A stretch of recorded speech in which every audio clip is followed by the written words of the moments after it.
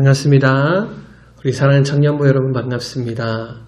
오늘도 하나님의 말씀을 사모하면서 나오신 우리 모든 청년들을 주님의 이름으로 환영하고 또 축복을 드립니다. 오늘 하나님께서 우리에게 주신 말씀은요, 누가복음 21장 20절에서 38절까지 말씀입니다. 그러면 질문들을 통하여서 전체적인 본문의 내용들을 살펴보도록 하겠습니다. 자, 첫 번째 질문입니다.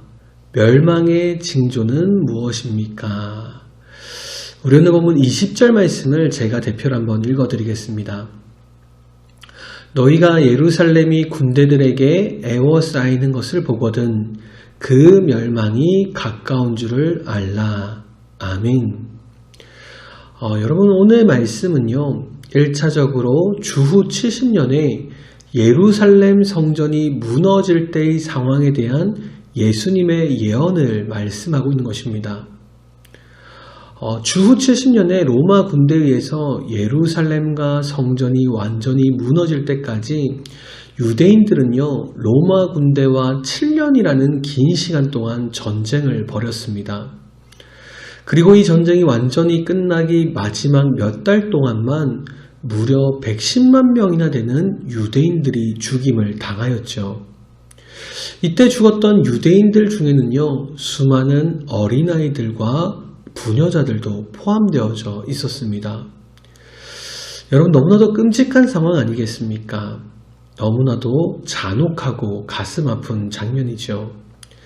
실제로 인류 역사상 전쟁 가운데 몇 달 사이에 110만 명이나 되는 사람들이 죽었던 전쟁은 없었습니다. 그렇기에 22절 말씀을 보면 이 날들은 기록된 모든 것을 이루는 징벌의 날이니라 라고 성경은 말씀하고 있는 것이죠. 여러분, 당시에는 전쟁이 일어나면 대부분의 사람들이 자신의 목숨을 건지기 위해서 성으로 피하는 것이 일반적인 관습이었다고 합니다. 그런데 예수님께서는 예루살렘의 멸망 징조를 깨닫는 사람이라면, 이 전쟁이 멸망의 징조라는 것을 깨닫는 사람이라면 누구나 그곳에 머물러 있지 말고 반드시 피하라고 말씀하고 있습니다. 왜 그렇습니까? 그 이유는 이러한 멸망이 폐역한 예루살렘 성읍에 대한 하나님의 오래된 계획이기 때문입니다. 하나님이 작정하신 심판과 멸망이기 때문에 그 어떤 누구도 막을 사람이 없다는 것이죠. 실제로 역사가 유세비우스와 당시에 기록된 많은 역사적인 자료들을 살펴보면 예수님의 이러한 말씀을 따라서 예루살렘이 함락되기 직전에 요단 동편에 있었던 이 펠라라는 지역으로 도망을 간 그리스도인들은요, 이러한 끔찍한 전쟁에서 살아남을 수가 있었다라고 합니다. 자, 두 번째 질문입니다. 예수님은 마지막 때를 준비하면서 제자들에게 무엇을 당부하고 계십니까?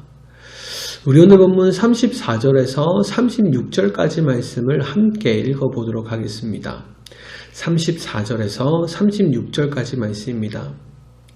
너희는 스스로 조심하라. 그렇지 않으면 방탕함과 술 취함과 생활의 염려로 마음이 둔하여지고 뜻밖의 그날이 덫과 같이 너희에게 임하리라.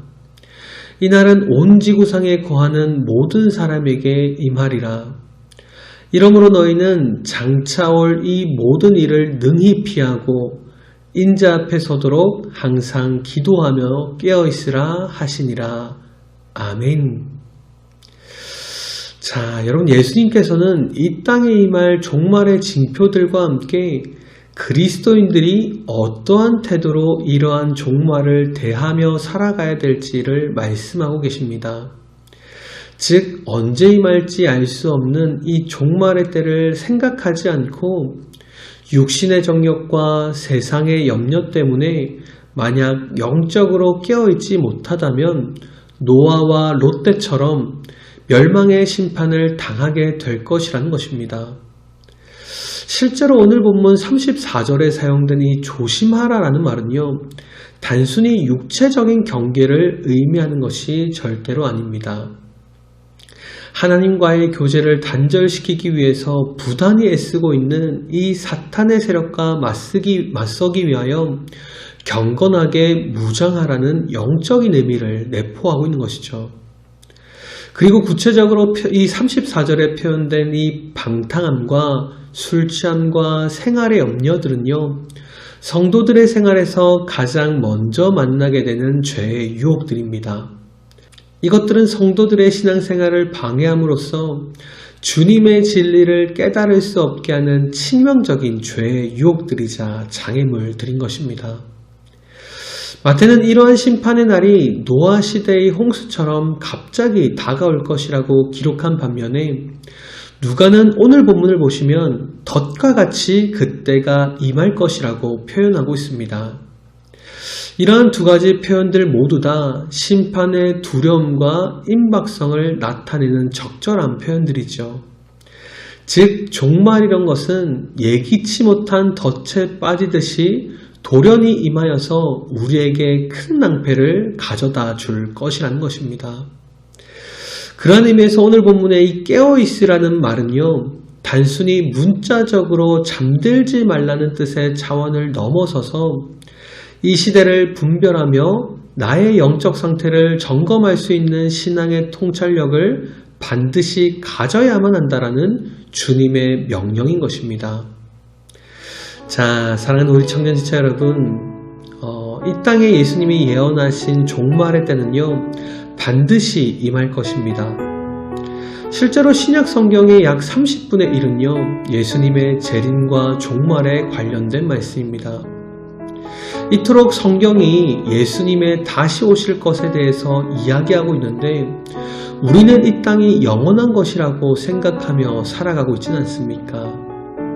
이 땅에서 누리는 부와 명예와 성공이 마치 영원한 것처럼 생각하며 오늘이라는 시간을 살아가고 있지는 않냐라는 것입니다.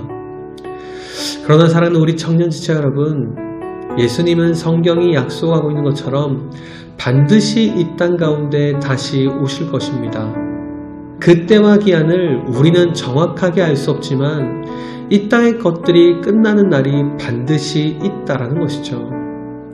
그렇게 오늘도 영원하지 않은 것들을 붙들며 살아가기보다 영원한 것들을 준비하며 살아갈 수 있는 우리 모든 청년들이 되시기를 주님의 이름으로 축복을 드립니다. 감사합니다.